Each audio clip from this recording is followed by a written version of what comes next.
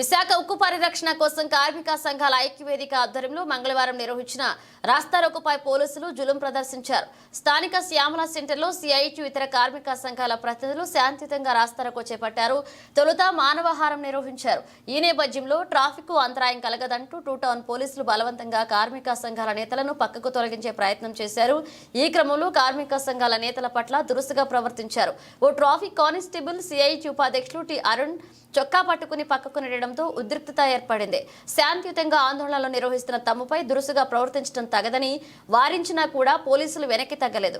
రోడ్డుపై కూర్చుని ఆందోళన చేస్తున్న ప్రజా సంఘాల నాయకులైన టి తులసి, ఎన్ రాజాలను పోలీసు బలంగా నెట్టేయడంతో నేలపై పడిపోయారు.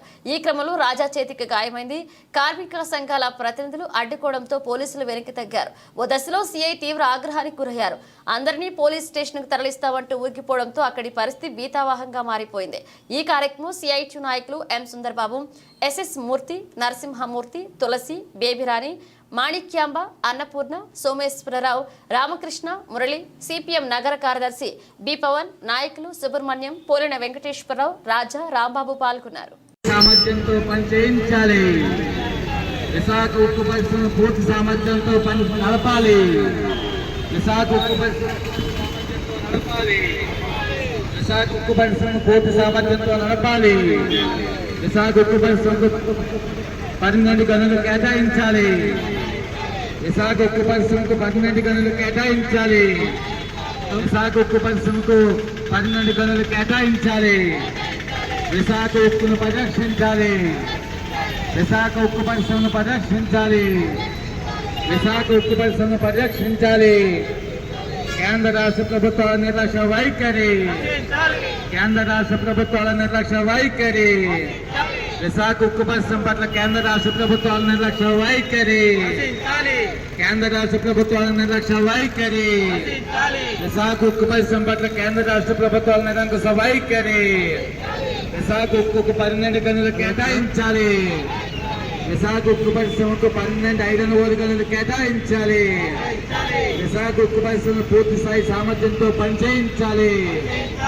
విశాఖ ఉక్కు పరిశ్రమ పూర్తి స్థాయి సామర్థ్యంతో నడపాలి. విశాఖ ఉక్కు పరిశ్రమ పూర్తి సామర్థ్యంతో నడపాలి. Save steel plant, save steel plant. Visakha ఉక్కు పరిశ్రమను కాపాడుకుందాం. విశాఖ ఉక్కు పరిశ్రమను కాపాడుకుందాం. కేంద్ర రాష్ట్ర ప్రభుత్వాల నిరంకుశ వైఖరి. ఆంధ్రప్రదేశ్ పట్ల కేంద్ర రాష్ట్ర ప్రభుత్వాల నిరంకుశ వైఖరి. విశాఖ ఉక్కు పరిశ్రమ పట్ల కాపాడుకుందాం. విశాఖ ఉక్కు పరిశ్రమని కాపాడుకుందాం. విశాఖ ఉక్కు పరిశ్రమని కాపాడుకుందాం. విశాఖ ఉక్కు పరిశ్రమని కాపాడుకుందాం. విశాఖ ఉక్కు పరిశ్రమని కేటాయించాలి. విశాఖ ఉక్కు పరిశ్రమకి ఐరన్ ఓర్ గనులు. విశాఖ ఉక్కు పరిశ్రమకి ఐరన్ ఓర్ గనులు. ఉక్కు ప్రైవేటీకరణ చేస్తున్న కేంద్ర నిరంకుశ వైఖరి. విశాఖ ఉక్కుని ప్రైవేటీకరిస్తున్న మోడీ ప్రభుత్వ నిరంకుశ వైఖరి. విశాఖ ఉక్కుని ప్రైవేటీకరిస్తున్న మోడీ ప్రభుత్వ నిరంకుశ వైఖరి.